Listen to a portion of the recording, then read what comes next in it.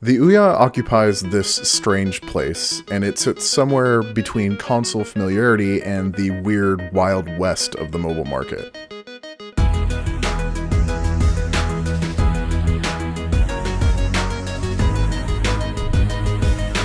After a high-profile campaign on Kickstarter and a very slight launch delay, the Android-powered Ouya is finally in select online and brick-and-mortar retailers, and at $99 USD, it doesn't really demand much of your wallet to find out exactly what it has to offer. But the appropriately named Ouya Inc. doesn't quite seem to know what their console is. The Ouya's basic industrial design is distinctive and it feels solid. The console itself is incredibly small compared to just about any dedicated gaming hardware we've ever seen, and it'll fit just about anywhere you'd want to stash it. When the Ouya is working as expected, the experience feels well-oiled and the user interface is pretty quick to navigate. Games downloaded quickly and generally they booted instantly.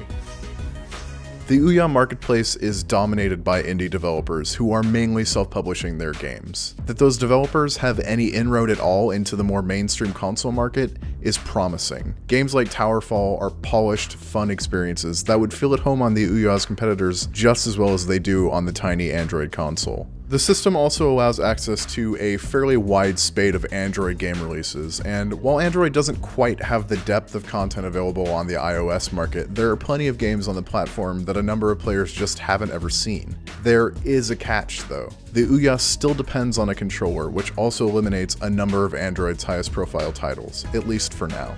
Towerfall is the Ouya's signature title. It's a competitive action game with pixel art and one-hit kills. The game has hooked our New York office with refined, fun, instantly accessible kind of local multiplayer. And the Ouya marketplace is full of this kind of quick, easily accessible game with an emphasis on local play. It's a refreshing change compared to the more hardcore and often impenetrable shooters and third-person titles on the Xbox 360, PS3, and PC. Of course, it helps that everything is available for free, at least initially.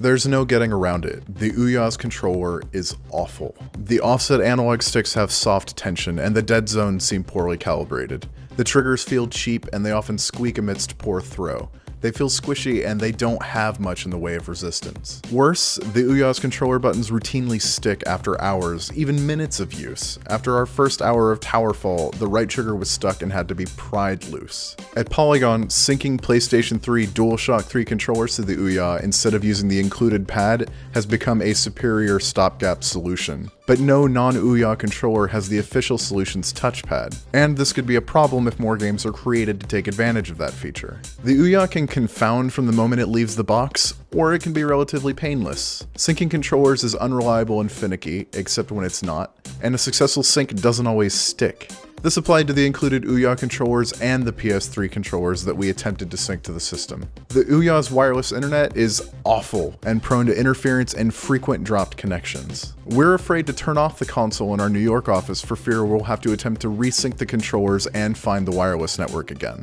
Other problems include a difficulty with loading content, where the Ouya thinks an app is updating when it isn't. Dealing with system storage and stopping and then restarting a download requires a dive into the Ouya's options menu, and often the not-so-secret exposed Android system menus that are still accessible on the console.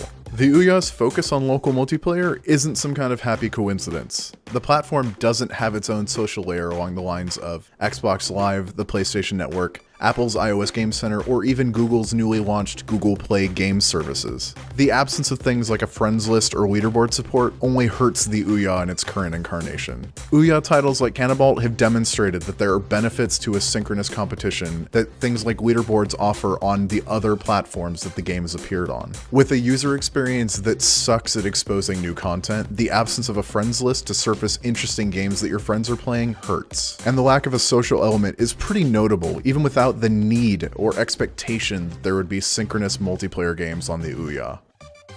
Like many of the games that are on the system, the Ouya is very rough. It's unfinished, it's a work in progress. But also like so many of the games on the service, the Ouya presents a lot of potential energy. With next generation consoles still burdened by a lot of the friction that prevented games like Minecraft from being created on them in the first place, the Ouya presents this entirely new kind of opportunity for consoles. As a cheap, streamlined way of letting people play with a boatload of cheap, streamlined games, The Ouya has value, but it's not poised to change the industry landscape in any meaningful way.